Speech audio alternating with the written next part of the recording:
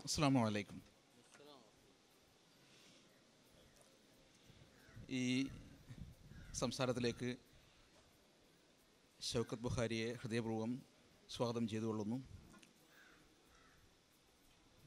ബിന്യാമിൻ്റെ നോവലിൻ്റെ ആമുഖത്തിൽ പറയുന്നുണ്ട്, നമ്മൾ അനുഭവിക്കാത്ത മേഖലകളെല്ലാം നമുക്ക് കെട്ടുകഥകളാണ് എന്ന്.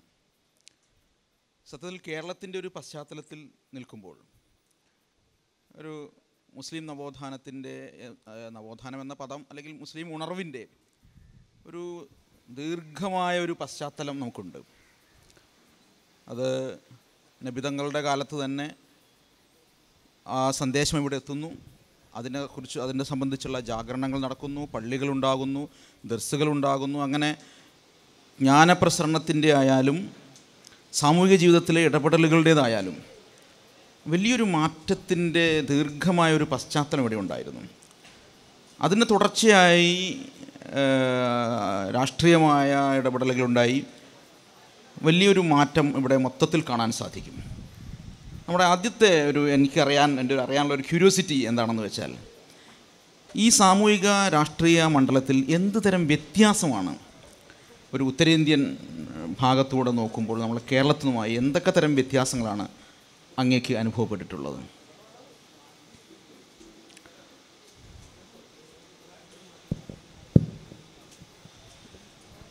തീർച്ചയായും കേരളത്തിലെ സാമൂഹിക അന്തരീക്ഷത്തിൻ്റെ കാര്യം അങ്ങ് പറഞ്ഞത് വളരെ വ്യക്തമാണ്. ഇത്തരമൊരു നല്ല അന്തരീക്ഷം ഇവിടെ രൂപപ്പെടുന്നതിന് പിന്നിൽ പണ്ഡിതന്മാരുടെ നല്ലൊരു റോളുണ്ട്. ഉത്തരേന്ത്യയിൽ സംഭവിച്ചുകൊണ്ടിരിക്കുന്നത് വ്യക്തമായൊരു നേതൃത്വത്തിൻ്റെ അഭാവത്തിൽ കാലോചിതമായ പദ്ധതികൾ ആവിഷ്കരിച്ച് സമൂഹത്തെ മുന്നോട്ട് കൊണ്ടുപോകാൻ പറ്റുന്നില്ല എന്നതാണ്. അതാണ് വ്യത്യാസം ഉണ്ടാവാനുള്ള കാരണം. പണ്ഡിതരുടെ അഭാവം തന്നെയാണ്. കേരളത്തെ സംബന്ധിച്ചിടത്തോളം സഹാബത്തിൻ്റെ കാലം മുതൽ ഇങ്ങോട്ട് ഒരു ഇസ്ലാമിക ചൈതന്യം നിലനിൽക്കുകയും കാലാനുകാലം പണ്ഡിതന്മാർ അവസരോചിതമായി ഇടപെടുകയും ചെയ്തിട്ടുണ്ട്. ഇന്നും അതുതന്നെയാണ് സംഭവിച്ചുകൊണ്ടിരിക്കുന്നത്.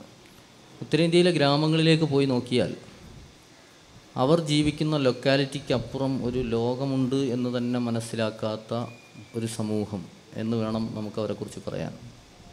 കുളത്തിലെ തവളകൾ എന്നൊക്കെ നമ്മൾ പ്രയോഗിക്കാറുണ്ട്. അക്ഷരാർത്ഥത്തിൽ അതങ്ങനെ തന്നെ ബോധ്യപ്പെടുന്ന സാഹചര്യങ്ങൾ ഉത്തരേന്ത്യയിലെ ഗ്രാമങ്ങളിൽ കാണുന്നുണ്ട്. നമ്മളിപ്പോൾ ഈ ലോകത്ത് ജീവിക്കുമ്പോൾ പ്രപഞ്ചത്തെക്കുറിച്ച് നമുക്ക് ബോധ്യപ്പെട്ട ഒരു അറിവുണ്ട്, ഇത്രമാത്രമൊക്കെയാണ് പ്രപഞ്ചത്തിൻ്റെ വ്യാപ്തിയെന്ന്.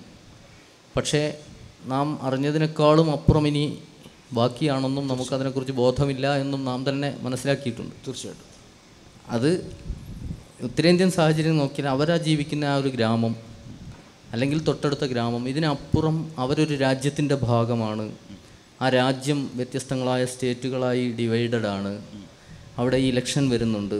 ഇലക്ഷനിൽ നിന്ന് നാം തിരഞ്ഞെടുക്കുന്നവർ പാർലമെൻറ്റിലേക്കാണ് പോകുന്നത്. അവിടെ ഇത്ര അംഗങ്ങളാണുള്ളത്. അവിടെ ഭൂരിപക്ഷത്തിനനുസരിച്ചാണ് രാജ്യത്തിൻ്റെ ഭരണാധികാരി ഉണ്ടാവുന്നത്. ഈ ഒരു പ്രോസസ്സിനെക്കുറിച്ച് പോലും അവർക്കറിയില്ല. അപ്പോൾ ഞാൻ ചുരുക്കി പറഞ്ഞാൽ, യഥാർത്ഥത്തിൽ ബോധം നൽകാൻ, സമൂഹത്തെ ബോധവൽക്കരിക്കാനുള്ള ഒരു ക്രിയാത്മകമായ ഇടപെടലുകൾ നടക്കുന്നില്ല. അതിന് നേതൃത്വം നൽകാൻ പറ്റുന്ന പണ്ഡിതന്മാരില്ല. ഇത് സത്യത്തിൽ അവിടുത്തെ ഒരു പൊതു സാമൂഹിക അവസ്ഥയുടെ കൂടി ഭാഗമല്ലേ? അല്ലാതെ മുസ്ലിങ്ങൾക്ക് മാത്രമായൊരു പരിതാവസ്ഥയാണോ ഇത്? മുസ്ലിങ്ങൾക്കും മാത്രമെന്ന് പറയാൻ ഒക്കുമോ? പറ്റൂല. തീർച്ചയായിട്ടും ഈ ഗ്രാമങ്ങളെ സംബന്ധിച്ചിടത്തോളം പൊതുവിലുള്ള ഒരു അവസ്ഥ തന്നെയാണത്. പക്ഷേ മുസ്ലിം ഗ്രാമങ്ങളെ സംബന്ധിച്ചിടത്തോളം കൂടുതൽ പരിതാപകരമായൊരവസ്ഥ വരുന്നുണ്ട്. എല്ലായിടത്തും ഇല്ല. ഇപ്പം ഡൽഹി പോലെയുള്ള സിറ്റികളിൽ തന്നെ നമ്മൾ പോയി നോക്കിയാൽ മുസ്ലിം ഭൂരിപക്ഷ പ്രദേശങ്ങളും മറ്റ് ഇതര മതസ്ഥർ ഭൂരിപക്ഷമായി താമസിക്കുന്ന പ്രദേശങ്ങളും തമ്മിൽ തന്നെ വലിയ വ്യത്യാസമുണ്ട്. അത് യഥാർത്ഥത്തിൽ നമുക്കെല്ലാവർക്കും ബോധ്യപ്പെടുന്ന കാര്യമാണ്. മുസ്ലിം പോപ്പുലേറ്റഡ് ഏരിയ, അതിൻ്റെ അന്തരീക്ഷം, സൗകര്യങ്ങൾ, വൃത്തി എല്ലാം മറ്റ് ഭാഗങ്ങളെത്തൊട്ട് ഒരു ചെറിയ സിറ്റിക്കുള്ളിലെ കാര്യമാണ് നമ്മൾ പറഞ്ഞത്. അതിൻ്റെ ഒരു ഉദാഹരണമായി നമുക്ക് മറ്റ് ഗ്രാമങ്ങളെയും എടുക്കാം. ചെറിയ വേരിയേഷൻ രണ്ടും തമ്മിലുണ്ട് എന്ന് പറയാം. പൊതുസമൂഹത്തിൽ തന്നെ ഇങ്ങനെയൊരു അവസ്ഥയാണ് നിലനിൽക്കുന്നത്. ഇപ്പോൾ നമ്മുടെ കേരളത്തിൽ ആണെങ്കിൽ അത് ഇപ്പോൾ മഖ്ദൂമിയൻ പാരമ്പര്യവും ഖാദിമാരുടെ പാരമ്പര്യം, ആ പാരമ്പര്യ ഘട്ടങ്ങളിലെല്ലാം, അല്ലെങ്കിൽ കേരളത്തിൽ ജാതിവിരുദ്ധ സമരങ്ങളൊക്കെ നടക്കുന്ന സമയത്ത് മുസ്ലിങ്ങളെ ഒരു ഉത്കൃഷ്ട സമൂഹമായാണ്, മുസ്ലിങ്ങൾ അല്ലെങ്കിൽ ആവേണ്ട ഒരിടം ആയാണ് മുസ്ലിങ്ങളെ പൊതുസമൂഹം കണ്ടിരുന്നത്. ഈ ഉത്തരേന്ത്യയിൽ നമ്മളിപ്പോഴും അതിൻ്റെ ചരിത്രത്തിലും മുസ്ലിങ്ങൾ എങ്ങനെയാണ്, അവിടെ ഒരു പ്രതിനിധാനം എന്താണ്, മുസ്ലിം സമൂഹത്തിൻ്റെ ഒരു പ്രതിനിധാനം എന്താണ്, മുസ്ലിങ്ങൾ മാത്രമായി ഒരു ഗ്രാമത്തിൽ കഴിഞ്ഞുകൂടുന്നു അങ്ങനെ മുസ്ലിം ഗ്രാമങ്ങളെ നമുക്കെടുക്കാം. കലർന്ന് ജീവിക്കുന്ന ഇടങ്ങളിൽ എങ്ങനെയാണ് മുസ്ലിങ്ങളെ മറ്റുള്ളവർ കാണുന്നത്? യഥാർത്ഥത്തിൽ ചരിത്രത്തിലേക്ക് കൂടി കയറി പറയണം എന്ന് പറഞ്ഞുകൊണ്ട് ഞാൻ സൂചിപ്പിക്കുകയാണ്. വിഭജനത്തിന് മുന്നേ ഉള്ള ഉത്തരേന്ത്യൻ ചരിത്രവും ശേഷമുള്ളതും തമ്മിൽ നമ്മൾ മുസ്ലിം സാമൂഹിക അവസ്ഥയെ രണ്ടായിട്ട് തന്നെ മനസ്സിലാക്കേണ്ടതുണ്ട്. വിഭജനത്തോടു കൂടി ഉത്തരേന്ത്യൻ സംസ്ഥാനങ്ങളിൽ നിന്ന് കഴിവുള്ള, പലായനത്തിന് പ്രാപ്തിയുള്ള വരേണ്യർ എന്ന് പൊതുവിൽ ഇസ്ലാമിൽ അങ്ങനെ ഒരു സംഗതിയില്ല. മീൻസ് ഇന്നും ഉത്തരേന്ത്യൻ സംസ്ഥാനങ്ങളിലൊക്കെ അങ്ങനെ ഒരു ചിന്ത നിലനിൽക്കുന്നുണ്ട്. അതും അവിടെയുള്ള സവർണ അവർണ വിഭജനത്തിന്റെ ഭാഗമായി ഇങ്ങോട്ട് പടർന്നതായിരിക്കാം. തീർച്ചയായിട്ടും അത് നിലനിൽക്കുന്നുണ്ട് ഇന്നും. അത് മാറ്റിയെടുക്കേണ്ട, ദഅവത്തിന്റെ ഭാഗമായി നാം മാറ്റിയെടുക്കേണ്ട ഒരു സംഗതി തന്നെയാണ്. പക്ഷെ അന്ന് കാലത്ത് അത് ശക്തമായിട്ടുണ്ടായിരുന്നു. അന്ന് ആ മേൽക്കോയ്മയുള്ളവർ എന്ന് മനസ്സിലാക്കിയിരുന്ന ആളുകൾ അധികവും പാകിസ്ഥാനിലേക്ക് പോയി എന്നതാണ് യാഥാർത്ഥ്യം. അതിനുശേഷം തീർച്ചയായും ഇവിടെ അവശേഷിച്ചത് കഴിവില്ലാത്തവരും സമ്പത്തില്ലാത്തവരും സമൂഹത്തിൽ താഴേക്കിടയിലുള്ളവരായി മനസ്സിലാക്കപ്പെട്ടവരുമാണ് ഇവിടെ അവശേഷിച്ചത്. അപ്പോൾ വിഭജനത്തിന് മുന്നേ ഉള്ള ഒരു സാമൂഹിക അന്തരീക്ഷവും ശേഷമുള്ളതും തമ്മിൽ വലിയ വ്യത്യാസമുണ്ട്. അന്ന് ഒരു പക്ഷേ കേരളത്തിലെ നമ്മൾ മനസ്സിലാക്കിയതുപോലെ മുസ്ലിംസിനുണ്ടായിരുന്ന ആ ഒരു പ്രതാപവുമൊക്കെ വിഭജനത്തിന് മുന്നേ ഉത്തരേന്ത്യയിലും ഉണ്ടായിരുന്നു, തീർച്ചയായിട്ടും ഉണ്ടായിരുന്നു. പക്ഷെ അതിന് ശേഷം വന്ന ഈ രൂപത്തിലുള്ള ആളുകൾ മാത്രം അവശേഷിച്ച ഒരു സാഹചര്യം ഉണ്ടായതിനു ശേഷമാണ് മുസ്ലിങ്ങൾ ഇത്രയും പരിതാപകരമായ ഒരവസ്ഥയിലേക്ക് വീണ്ടും തള്ളപ്പെടുന്ന ഒരവസ്ഥ ഉണ്ടായത്. പിന്നെ കലർന്നു ജീവിക്കുന്ന ഇടങ്ങളിൽ പോലും ഇന്നും മുസ്ലിമീങ്ങളെ ശരിക്കും മനസ്സിലാക്കാൻ മറ്റുള്ളവർക്ക് സാധിക്കുന്നില്ല. തെറ്റിദ്ധരിക്കപ്പെടുന്ന ഒരു മുസ്ലിം സമൂഹമാണ് ഇന്നുമുള്ളത്. അത് അങ്ങനെയല്ല എന്ന് തിരുത്തി കൊടുക്കാൻ ഈ സമുദായത്തിന് സാധിക്കുന്നില്ല. അതാണ് ഏറ്റവും വലിയൊരു വേദനാജനകമായ അവസ്ഥ. യഥാർത്ഥത്തിൽ വിഭജനാനന്തരം ഇവിടെ നിന്ന മുസ്ലിങ്ങളോട് അവിടെയുള്ള ഇതര മതസ്ഥരായ ആളുകൾ കുറെ കൂടി അടുപ്പം പ്രാപിക്കുകയാണ് വേണ്ടിയിരുന്നത്. കാരണം ഒരു വലിയൊരു വിഭാഗം പുറപ്പെട്ടു പോയി, അവർക്കിവിടെ നിൽക്കാൻ പറ്റില്ല, അവർക്ക് മറ്റൊരു രാജ്യത്ത് പോയാൽ മാത്രമേ അവരുടെ മതപരമായ കാര്യങ്ങൾ പൂർത്തിയാകുന്നുള്ളൂ എന്ന ധാരണയുടെയോ തെറ്റിദ്ധാരണയുടെയോ പുറത്തവർ പോയി. എന്നാൽ ഇവിടെ നിൽക്കാൻ ആഹ്വാനം ചെയ്ത പണ്ഡിതരോട് അരുചേർന്നുകൊണ്ടും ഇവിടെ നിൽക്കണമെന്ന ബോധത്തിൻ്റെയും ഭാഗമായിട്ടാണല്ലോ മുസ്ലിങ്ങൾ നിന്നത്.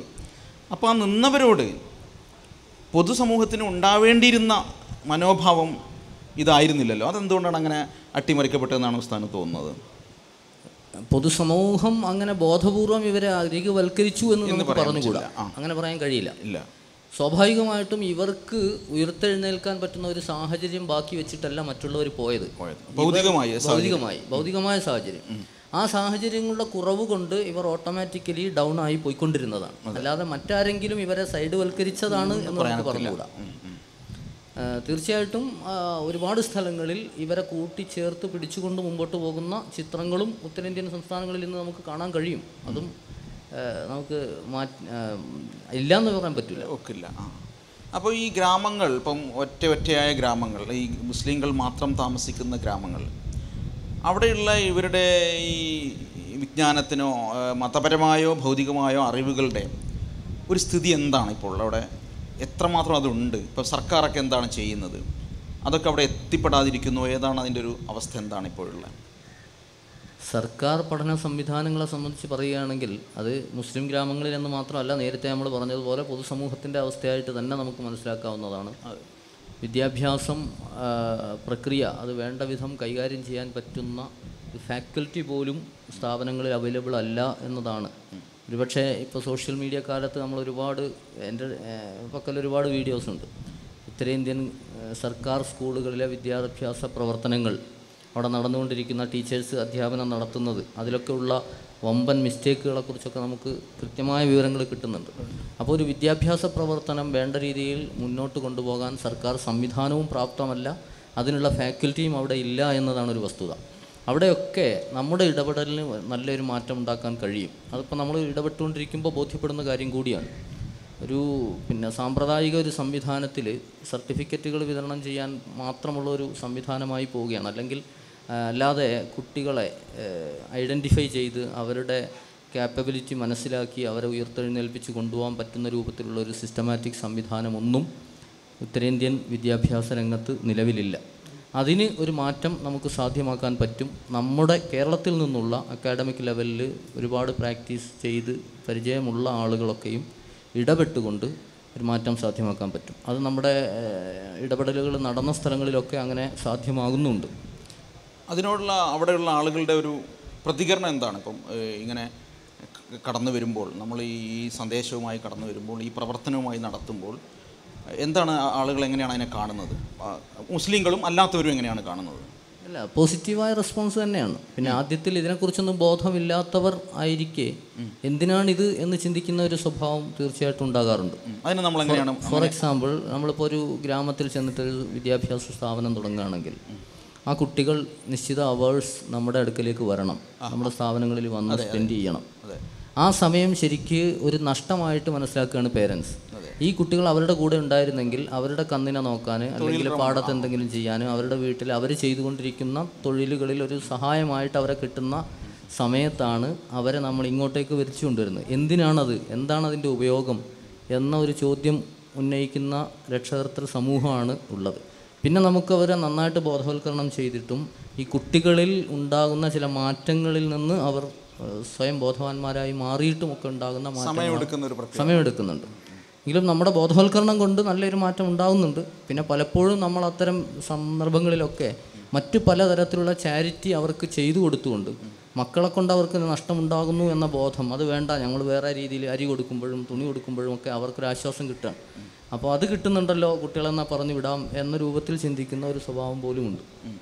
അപ്പോൾ അപ്പോഴും ഉണ്ടാവില്ല. ഇപ്പോൾ ഇതിൻ്റെ ഒരു ഈ പതിതാവസ്ഥയുടെ അടിത്തറ അങ്ങനെ വരുമ്പോൾ സാമ്പത്തികം തന്നെയല്ലേ പ്രധാന പ്രശ്നം? തൊഴിൽപരമായ വിഷയങ്ങളും അവരുടെ എന്താ പറയുക, അവരുടെ സാമ്പത്തികമായ കാര്യങ്ങൾക്കുമായി കൂടുതൽ ഈ കുടുംബം ഒരുമിച്ച് പോകേണ്ട ഒരു നില വരുന്നതും ഇതിൻ്റെ ഒരു കാരണമാവുന്നില്ലേ? അല്ലെങ്കിൽ ഈ പതിതാവസ്ഥയുടെ അടിത്തറ എന്ന് പറയുന്നത് സാമ്പത്തികമായ പ്രശ്നങ്ങളല്ലേ? തീർച്ചയായിട്ടും അങ്ങനെ തന്നെയാണ്. സാമ്പത്തിക പ്രശ്നങ്ങളുണ്ട്. അപ്പോൾ അങ്ങനെയാണെങ്കിൽ മുസ്ലിങ്ങളിലെ സാമ്പത്തികമായി ശേഷിയുള്ളവരുടെ നില എന്താണ്? മതത്തെ സംബന്ധിച്ചും അവരുടെ ഈ ദേവത്വവുമായി ബന്ധപ്പെട്ടും മതബോധത്തെക്കുറിച്ചും ഈയൊരു ഞാൻ അപ്പർ ക്ലാസ് എന്ന് പറയുന്നത് സാമൂഹികമായ വരേണ്യതയല്ല, മറിച്ച് സാമ്പത്തികമായി ഉയർന്നു നിൽക്കുന്നവരുടെ സ്ഥിതി എന്താണ്? സാമ്പത്തികമായി ഉയർന്നു നിൽക്കുന്നവർ എന്ന് പറഞ്ഞത് ഈ ഗ്രാമങ്ങളിലില്ല എന്ന് വേണം പറയാം. അവരൊക്കെയും നഗരങ്ങളിൽ കേന്ദ്രീകൃതമാണ്. ഒരുപക്ഷെ അവർക്ക് ബേസിക്കലി ഗ്രാമങ്ങളിൽ സ്ഥലമുണ്ടാകാം, ലാൻഡ് ഉണ്ടാവാം, അവരിവരെ ഉപയോഗിച്ചുകൊണ്ട് അവിടെ കൃഷി നടത്തുന്നുണ്ടാകാം, ഒക്കെ ഉണ്ടാകാം. പക്ഷെ അവർ ഇവരുടെ ഇടയിൽ ജീവിക്കുന്ന ഒരു സ്വഭാവം ഉത്തരേന്ത്യയിലില്ല. അവരിടയ്ക്ക് വരുന്നു, ജന്മിമാരെ പോലെ വരുന്നു, ഇവരിൽ നിന്ന് പണിയെടുപ്പിക്കുന്നു, ഇവർക്ക് കൊടുക്കേണ്ടത് കൊടുക്കുന്നു, അവരവരുടെ സ്വത്തുമായി തിരിച്ചു പോകുന്നു. അങ്ങനെ നഗര കേന്ദ്രീകൃത ഒരു ജീവിത സ്വഭാവമാണ് ഇത്തരം സാമ്പത്തികമായി വരേണ്യരായിട്ടുള്ള ആളുകൾക്കുള്ളത്. അവർക്ക് പിന്നീട് ഇത്തരക്കാരെ കൈപിടിച്ചുയർത്തേണ്ട ഒരു ബാധ്യതയുണ്ട് എന്ന ഒരു തോന്നലും അവർക്കില്ല എന്നതാണ് വലിയ. അത്തരം ആളുകളുമായി ഉസ്താദ് ഈ പ്രവർത്തനങ്ങളുടെ ഭാഗമായി എപ്പോഴെങ്കിലും കണ്ടുമുട്ടുകയോ അവരെ ഇതിലേക്ക് സഹകരിപ്പിക്കാനുള്ള ശ്രമം നടത്തുകയോ ഉണ്ടായിട്ടുണ്ട്? യഥാർത്ഥത്തിൽ അത്തരൊരു മനസ്സ് നമ്മുടെ കേരളത്തിലെ സമ്പന്നരിൽ ഉണ്ടാകുന്ന ഒരു മനസ്സുണ്ടല്ലോ, ഇത് നമുക്ക് മാത്രം അവകാശപ്പെട്ടതല്ല, ഇത് കൊടുക്കൽ കൂടി ബാധ്യതയായ ഒരു സംഗതിയാണ് എന്ന ഒരു ബോധം, ആ ബോധം യഥാർത്ഥത്തിൽ പണ്ഡിതന്മാരുണ്ടാക്കിയതാണ്. കേരളത്തിലെ സമ്പന്നന്മാർ, ഈ പണ്ഡിതന്മാരുടെ അഭാവം അവിടെ ഉള്ളത് കൊണ്ട് തന്നെ ഈ മുതലാളിമാരിൽ അങ്ങനെ ഒരു ബോധം വന്നു ചേരുന്നില്ല എന്നതാണ്. ഇവരുടെ ചിന്ത അവർ ഉയർത്തെഴുന്നേൽക്കപ്പെടേണ്ടവരല്ല, അവരങ്ങനെ തന്നെ കഴിയേണ്ടവരാണ്, ഞങ്ങൾ ഇങ്ങനെയും ജീവിക്കേണ്ടവരാണ്. നമുക്കവരോട് പോയി പറയാനുള്ളത് അവരങ്ങനെ കഴിഞ്ഞാൽ പോരാ, അവരെ കൂടി നമ്മൾ കൈപിടിച്ച് ഉയർത്തണമെന്നാണ്.